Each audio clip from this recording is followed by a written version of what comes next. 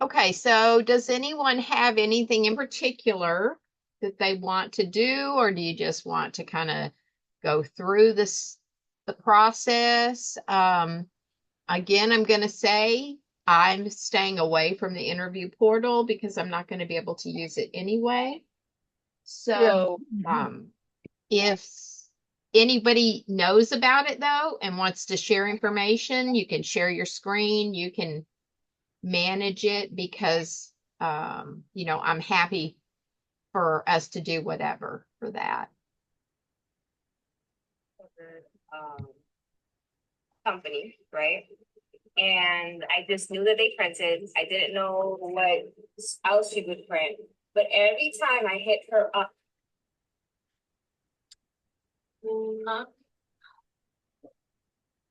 I'm sorry, can you say that again? I didn't hear you.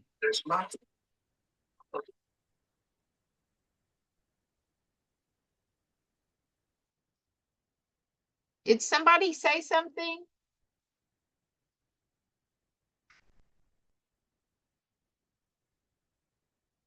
Hello?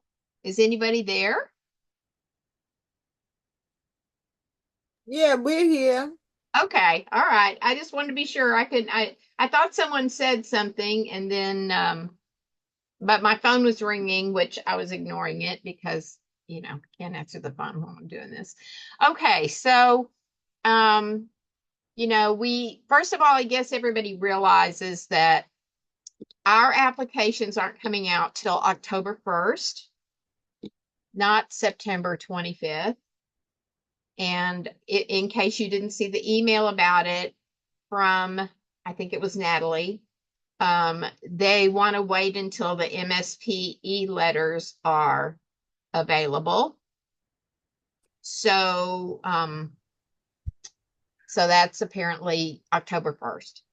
So that's why we don't have access when the other specialties do. And there was also confusion, and just in case you haven't been here and you weren't sure, you do not have to use the interview portal. You don't even have to use the review portal. You basically can use whatever you want. You just must use the main portal because that's where the applications are going to be instead of in ERAS. So I got that confirmation. One of the program managers, program director felt like you absolutely had to use the entire thing. So I got written confirmation from liaison that you don't. So if you happen to need that for any reason, I'm happy to forward that to you. Um, so anyway, that is that. I'm in the sandbox, obviously, because that's the only way you can do anything. And so, if no one has anything in particular they want to talk about, we can kind of just go through the process in a kind of a general way. And then if questions come up, we can talk about them. Um, does that sound good to everyone? Y'all ought to, unless you've got noise going on in your background, you're welcome to unmute yourselves. Please just unmute and speak up. You know, this is for all of us. So, and I'm not at all, I don't feel like I have to be the one to run it. Um, Stephanie, can I ask a question? And I know you've gone over this, sure. um, and I've been kind of playing around, but I just want to make sure I had a one-on-one training session with them the other day. Mhm. So when it's time, for example, if you're taking your first three applicants here at the top and you're Mhm. clicking on them and you know that you want to assign them to one specific person, Mhm. they were saying to me the other day, I have to also make sure that those people are also linked up with the evaluations as well. Well, what you need to do is be sure you have a phase These Yes. are phases. So you can do it a couple of ways. If you wanted to create a phase for each interviewer, Uh-huh. then you could assign the evaluation to that phase for that interviewer. Or you can just have a general, applications assigned and in review phase, or, however you want to manage it, you can manage it. For me, like, for example, with these three that aren't assigned to anybody, I would check them and I would move them into the application assigned and in review, and then apply it. And then I would just select, if there were three specific people that I wanted to assign to a reviewer, I could click those three people and I can click assign, because I have an evaluation attached to this phase right Okay. now. So I can assign all those three to one person,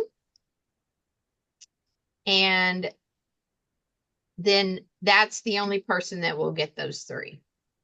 Okay. And then I could have the other three could be assigned to someone else. Right now, they are assigned to one person, but let's say I change my mind. I don't want to assign them to that. I can remove it. And then I can reassign it to someone else. So if I'm having all of my reviewers use the same evaluation though, when I'm going in and I'm creating those phases, so say I want to have, Dr. So and so, Dr. So and so, and Dr. So and so, I would just go in on my end ahead of time and make sure each of them are linked to that same evaluation for consistency. Right. Well, you don't link the people to the evaluation. You link the phase The to phase. the Yes. evaluation. Yes. So, for example, here, like if we go down to application review phases. So let's say I decide we want to create a phase for, like you say, Dr. Smith. Then I'm going to choose a review form that I'm going to use. And this, that's to choose by segment. I haven't messed with this, so I don't know about this. I'm not even going to try to show you this because I don't know how that works. This would be, there's a evaluation form and there's Dr. Smith's phase. So then, as I said, it's way over here. You're going to want to move it Yeah. back over here. Okay. And then you're going to want to save your changes. Right. And then you can go back to your applications. And let's say those are the three we want to give to Dr. Smith. We're going to want to move them to his phase, first of all. Mm-hmm. And so we would do that,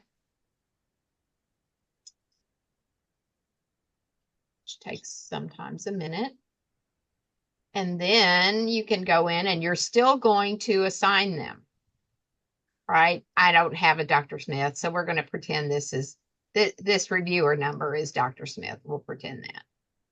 And that way now, those are the three that are assigned to Dr. Smith. And then Okay. you would do the same thing for each one, and it would just be a phase, and you can use the same evaluation form every time. Or you can, for some reason, if you wanted to use a different evaluation form, let's say you're having a couple of your residents review and you want to ask them different questions. You can do that if you do it this way, where you have individual phases for each review session. And then, of course, the good thing with that would be then if you create, like I did, not here though, I didn't create it here. If you create a way to see when those are finished, like if you choose, you know, let me go to my actual thing to show you.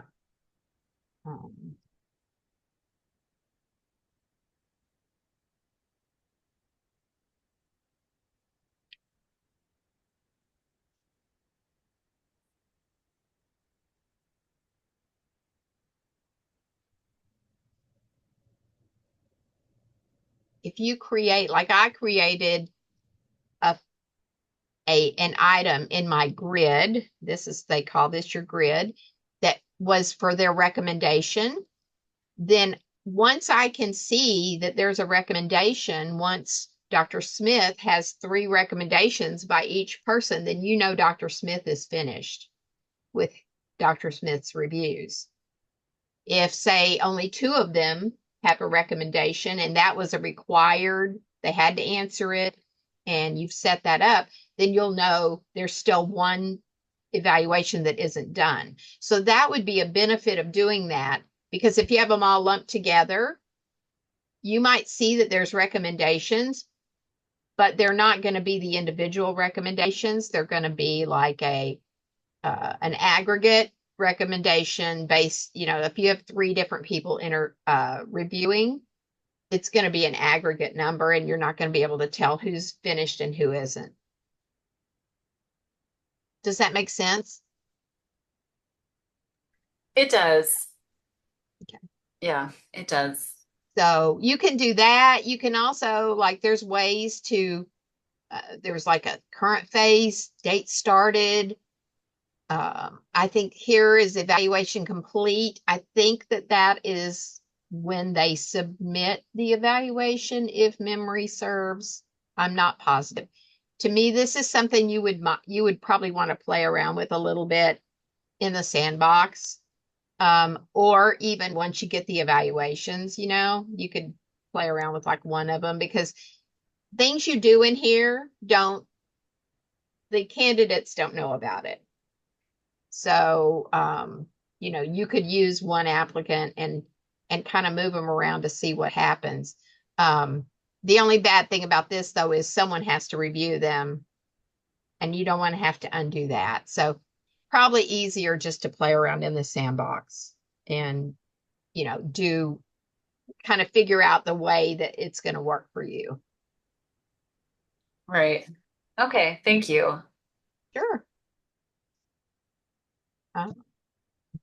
Anybody else? Anything?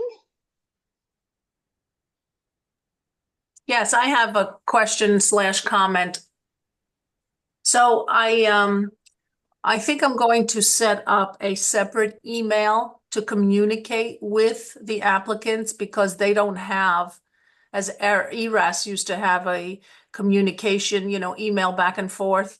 Right. ResidencyCAS does not. I don't know if people are aware. So instead of blowing up my Outlook with so many people who communicate with us, whether we reach out to them first or not, I think I'm going to set up, I'm going to call my IT now and make a separate temporary email that I can put into my welcome letter, my congratulations letter, so that this is the way they're going to be able to communicate with me. Because you could reach out to the applicants, but they can't respond back through ResidencyCAS like they Right. do with Eris. That's definitely a kind of an issue for sure, because we go back and forth a lot. It's not a one-way ticket. So Exactly. And I asked if it's something they could incorporate, and they told me no. So, wow, what a surprise. yep. Oh, no. Yeah, it's a good thing to know. And I remember now you telling me that, and I was going to bring it up today. And there was something else you told me last week. What weren't there 2 things? There was something else. I that don't you- remember. Some things I've mentioned they were able to kind of fix, but oh, I'm- so you see how you have this open now and you could see your applications that have come in, or Mhm, just go to received, if you will. If you right. decide to leave your received, now right now there's 0, but if you have 5 in there, and then the Mhm. next day you get another 7 or 8, there's no way of knowing which are new. Like Oh, the new ones don't come in bolded. uh-huh. And there's no way they can do that to differentiate. So they want us to immediately put it in a category above. Mm, Yeah.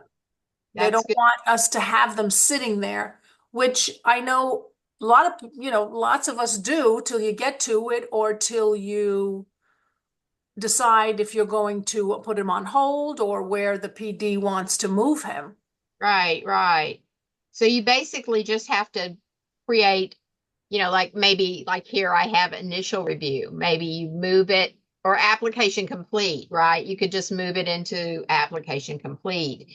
And that way you would have just, you know, the day they come in, move them into something else. Yeah. And and then that's where you work from.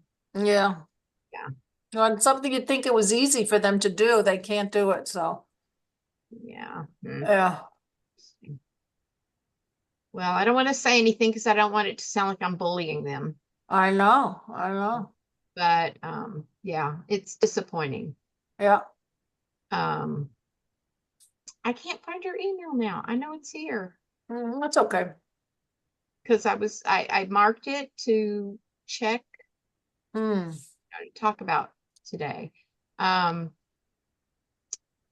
so yeah, oh, I did get an email from an applicant this morning, and I just emailed liaison about it. The applicant wants to know where they can upload their CV. They don't, they can't find a place to upload a CV. So, they wanted to know if we wanted to get it a different way or if we just didn't want it anymore. And to be honest, I hadn't thought about that. Hmm. So I emailed liaison and I just said, is there a way they can upload the CV or are they supposed to put all the CV information in to ResidencyCAS some way, which Hmm. seems a little bit tedious. Um, if they have to go through and put all their research stuff and all that, I mean, some CVs are kind of long depending on how busy the medical student has been. I Um, received the same email this morning about yeah. the CD. Hmm.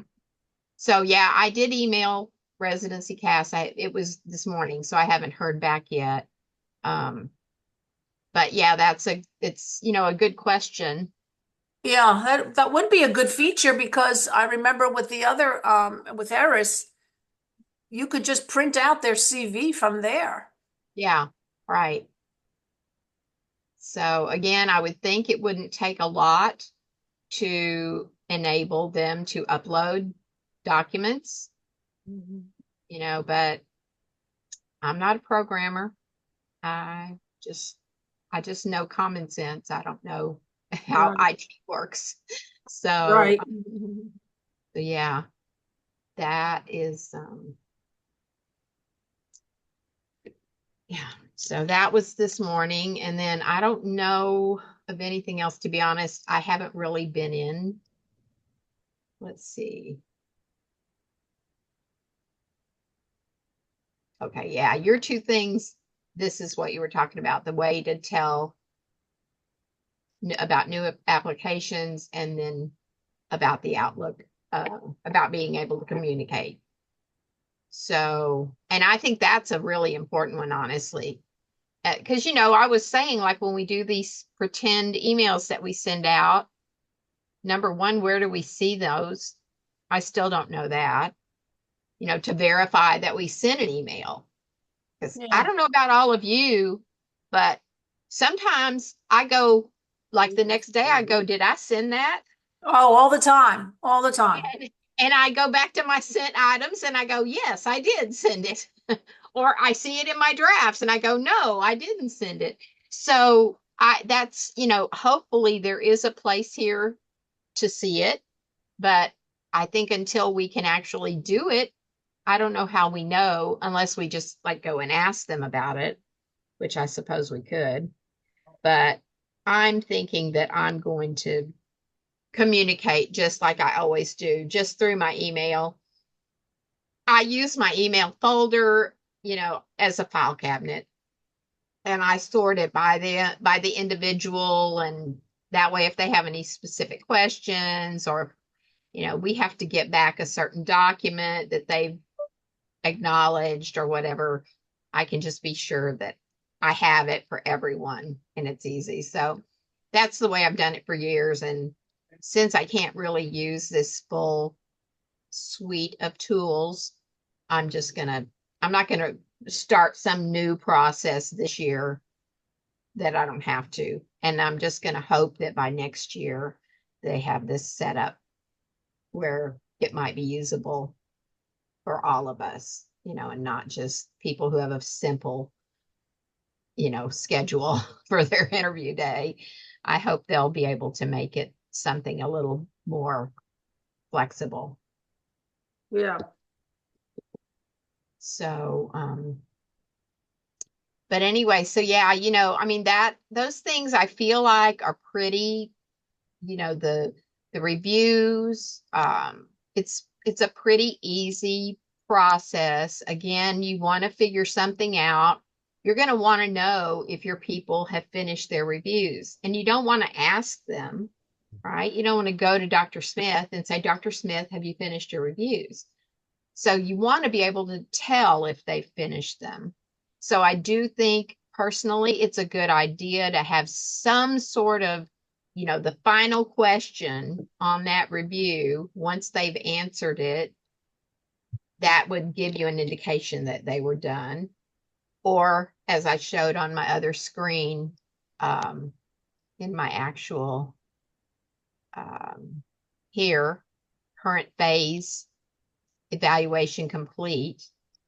I did this so long ago, I can't remember where it came from.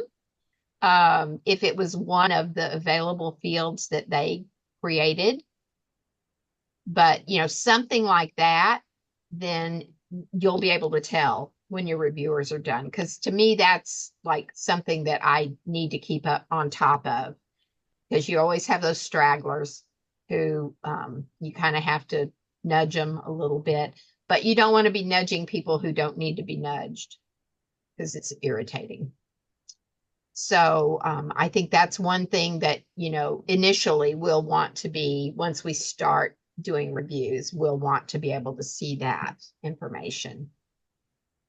And then, once you've done that, you've got everybody, reviewed, then you've sent out you're going to send out your interview invitations. And this is where they're asking us to use this platform to send the interview invitations. And I'm going to need to see, like,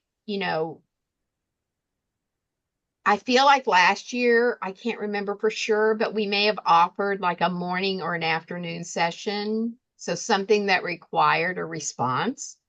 So if we are doing something that requires a response, like an email response, then I'm probably less likely to use this. But I would guess I can go in and just assign the date like in it so that it shows what date they're interviewing or whatever. If I even need to do that, since the schedule isn't going to look, we can't make our schedule. I can show you what our schedule looked like last year, just FYI. This is our schedule. And as you see, it's very complex, and there's a lot of holes in it because the only way to get everybody where they don't cross over is to leave some blank spaces. So anyway, but the next thing would be, if you're using the platform, the interview portal, would be to put people in your interview invitation phase, and then you can send them an email from that phase. And you can set up templates ahead of time, or you can write, I guess, just write your own message. And you can put attachments. So if you do have like a form that they have to acknowledge receipt of, or anything like that, your resident handbook or anything that you want to attach as a document, you can attach. And I believe my understanding is you can put links in it as well in the email, and then you just send it out.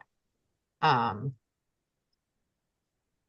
don't know here if this is I'm going to guess this is going to change here to be like your program name, and it's just going to be at this ResidencyCAS email address. And again, until we get to that point, you can't even really see what's going to happen here. So until we actually have things in here now, we can't really see exactly how it's going to work. But then, like I say, you would email them. Ideally, there will be somewhere that you can tell that you've sent that email. That's one of my bigger things that I'm worried about here, is just being sure it's been done. And then you go into the interview portal. Oh, sorry.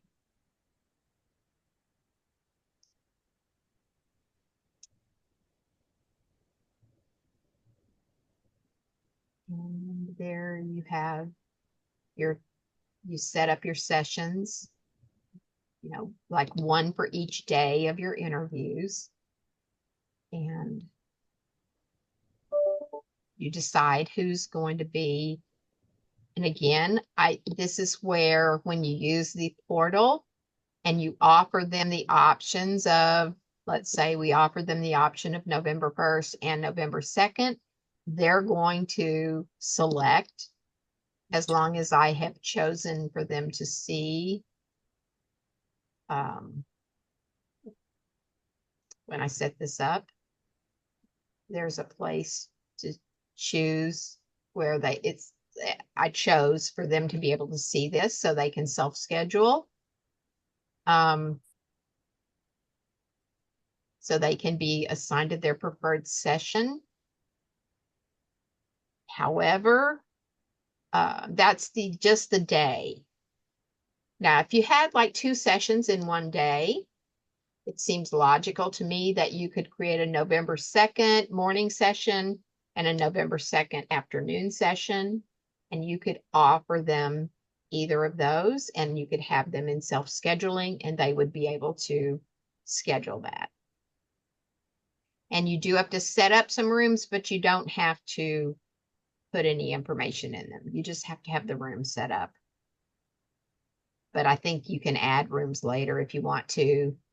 It's like right here, you're adding things. So you can change that. So it's not like something that has to be set in stone when you send your invitations out.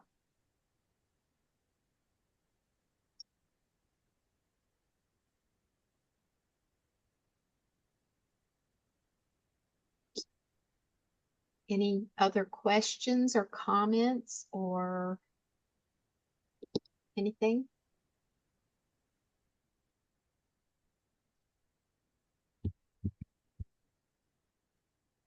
Stephanie, I did have one more question. I tried to play around the other day. Is there a way in the interview portal to be able to see how the evaluator is able to see their schedule and the evaluations on their end when they're reviewing the applicants? Let's see here. I couldn't find that the other day. We had been using Falmous and it allowed me to be able to see what the interviewer would see, their schedule, the PDF application, and the evaluation. Right. Well, I know you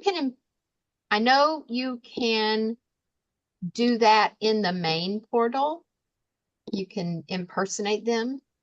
I don't know if you can impersonate them in the interview portal. This is just to message them, so that's all that is. Let me see. One will happen here. So, scrolls in meeting rooms. That's the meeting rooms. We don't have any.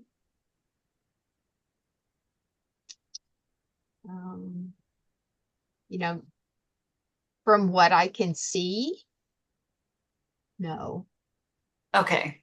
I I don't couldn't see a find way it to do either. it.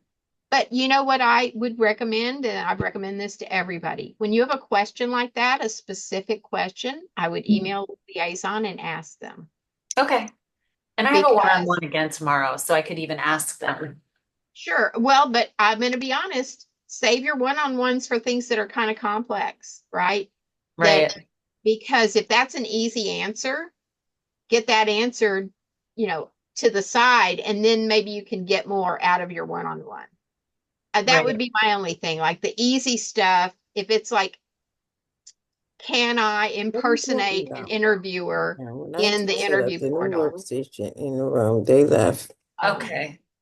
Then I mean, if it, and that's up to you, obviously. I mean, but if you feel like it's a fairly simple question, I would recommend just emailing them and getting that answer. And if they haven't answered you by tomorrow, then yes, obviously you want to bring it up. But try to save the more complex. If you have any complex questions, that's what you really want on that one-on-one, so that they can show you, this is what you do, this is how you do it. Okay. That sounds good. Thank you. Sure. As you see though, here you can see that I sent out fake invitations and it says invited and ready for scheduling. So even though I guess I won't be able to see my email, I will be able to see that this has happened, right? They've been invited. And I guess the email generates this status. So I guess on the wait list, you would someone's on the wait list, you can email them and you can send them an interview invitation. Now that just opened a window in my Outlook, which is interesting. Of course, I am in the sandbox, so maybe that's why. But when I clicked email here, it opened up a window in my Outlook. Huh, So that's interesting. yeah. And it has a blind copy to somebody. So again, that could be because I'm in the sandbox. Maybe it won't do that in real life. I don't know. So yeah, that's that.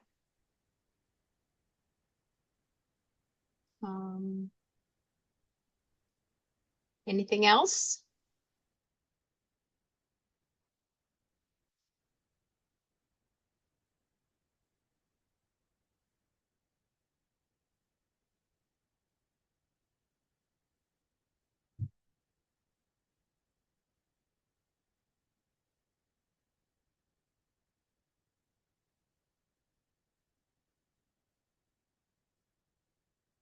Well, if nobody has any other questions or anything they want to go over, we can just all have 24 minutes of our life back, as they say.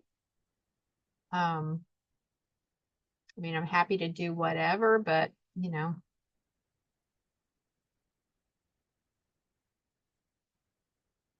guys are always so quiet. Thank you, Stephanie. Sure, you're welcome. We'll talk soon. All right. Everybody have a good rest of your week. Thanks, you, you too. Stephanie. You're You welcome. too. You too. Okay. Bye-bye.